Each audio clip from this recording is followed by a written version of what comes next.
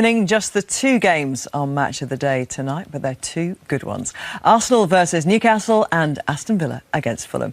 And there's two good ones in the studio as well, Joe Hart and Ellen White. It's been a difficult start to the season for Eddie Howe's Newcastle with the loss of Alexander Isak and only one win in the Premier League.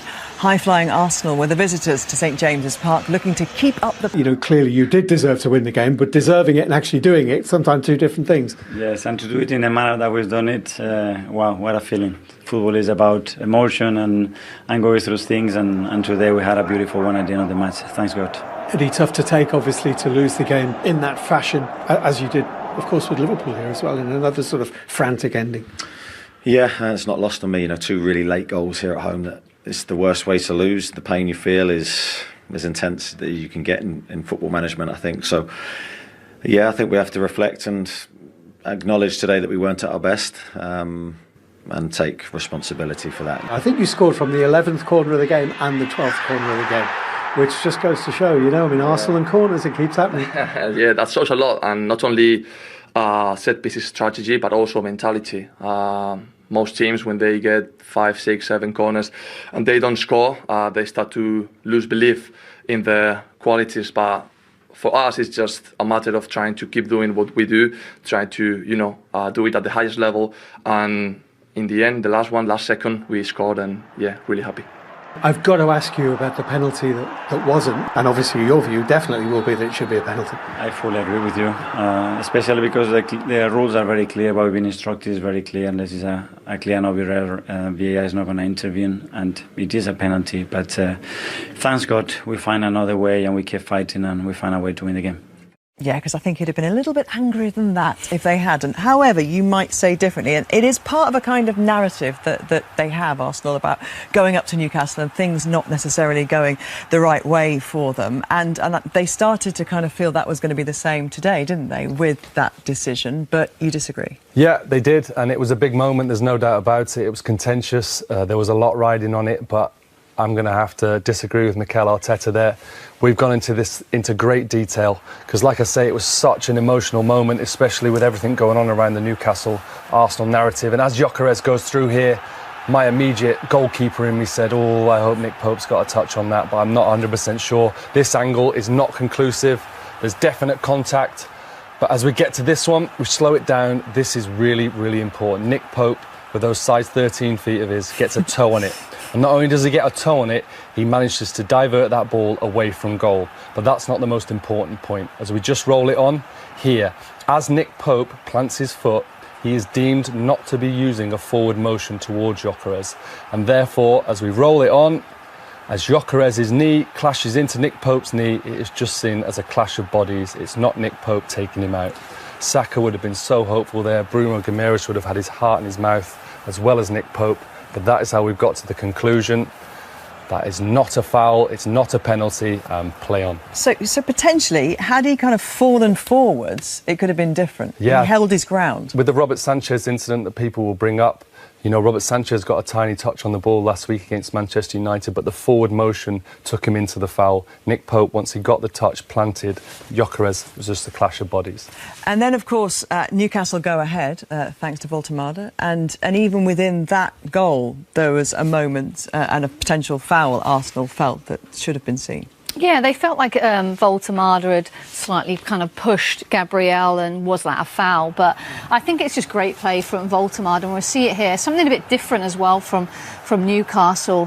Firstly, Voltemade in that centre of the goal there, thinking it's going to be whipped in. Tonali's gone, no, I'm going to go with Gordon, short corner. And then Voltemade has kind of seen that and gone, right, I'm going to reassess, I'm going to readjust my position, I'm going to go a little bit towards the back post here. In by Tonali, then he's had a run on it. Beautiful header, a little bit of contact. I think that's soft to say that is a foul by Voltemade on Gabriel. And we'll see it here that Gabriel's actually going, look, Voltemade's running around the back, guys. I need some help here. I'm in a zonal position. I need someone to mark him, help me. I need to have eyes on ball. I need to go up and head of the ball. Voltemade's had a look, right, this is coming in now. I've readjusted my position, had a little bit of a run on it. Right, I'm going forward now. Gabriel doesn't know he's there. Tiny touch. It's not worth to go to ground. It's a lovely header from Voltemade. I think he's done really well there. And it's his second goal in St James's Park for Newcastle, and it kind of put them on their way, and they had great momentum in that time. Yeah, and for a long time, St James's Park felt that the victory was going to be theirs because they were trying Arsenal. There was a great endeavour and great attacking play and some beautiful touches. Zubimendi, Eze had a chance as well, Trossard. Yeah, Arsenal, they played really well today and they were knocking on the door, and actually Nick Pope would have been man of the match had this game finished in the 80th minute, but it didn't. We all know that. But my point is that they were playing well. They were knocking on the door. Pope was making sensational saves. Eze looked dangerous. Arsenal looked a real threat, but they just kept knocking on the door, but they just couldn't quite unlock it, and it took something special. And it would be too crude to say, OK, so if that's not working, revert to plan B, or it could be plan A, when you look at the numbers, because since 2003, 2023 to a 24 season, so almost 2 years, they've scored 36 goals from corners, 15 more than any other team in the Premier League. But today's were a little bit different. Yeah, and along with those stats, up until this game, 97% of their corners in this season have been direct. They've been slinging it into the box, they've been getting all set up, and they've been looking dangerous.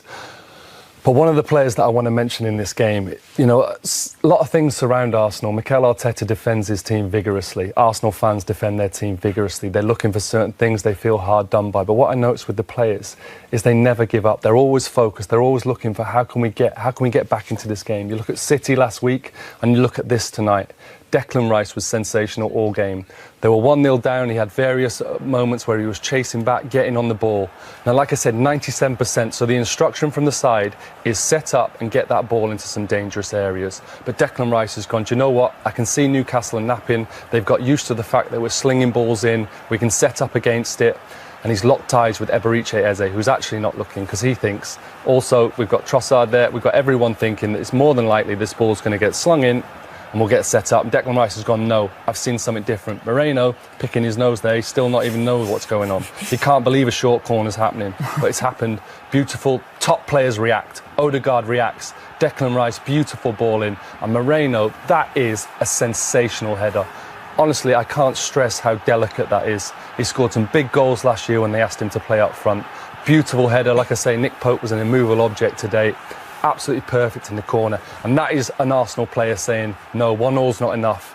Get up the other end, get the ball back, it's showtime. A little glance at the dugout to say, sorry, I took the short corner, but deal with it. It was a big moment. Let's get back in this game. Now, I talk about Arsenal wanting to win the game. Nick Pope, good claim, dominant claim, and he's seen that Arsenal are struggling. They're slinging bodies forward.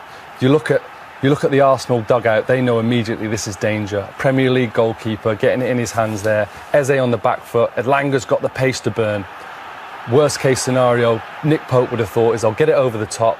Eze might head it out for for a throw-in. Best case, I've got Elanga in. Turns out neither of those are the case. It's a terrible kick. Shanked it into midfield. Arteta's telling his team to calm down, and then immediately he's reacted. Right, we've got another opportunity. We've still got bodies up there. Beautiful ball in from Declan Rice. Causes carnage. Look at Arteta. Right, now we can set it up exactly how I want us to. Here we go. This is the Arsenal that we expect. Bodies everywhere, Saliba lurking, and Gabriel one-on-one with Dan Burn, and he's saying, get it into that near post area and I'm going to make something happen.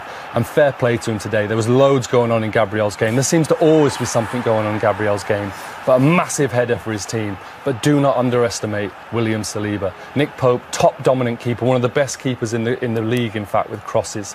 But at this moment in time, he's locked in on the corner. That's where he's focusing. Where's that corner coming? And Saliba, blindside, 6'4", probably close to 100 kilos. Just as the ball comes in, he goes, get past me if you can. Nick Pope, dying to be a good teammate, dying to be a top keeper, come and get it. But he's just been blindsided, the strength isn't there, he's stuck in no man's land. Gabriel, what a huge moment. Credit to him. Like I say, he's involved in everything, not always good, but that's a massive moment in this title race for Arsenal. To go to Newcastle, win late, credit where its credit is due. And that's the stat I was just describing before. 36 goals from corners since 23-24.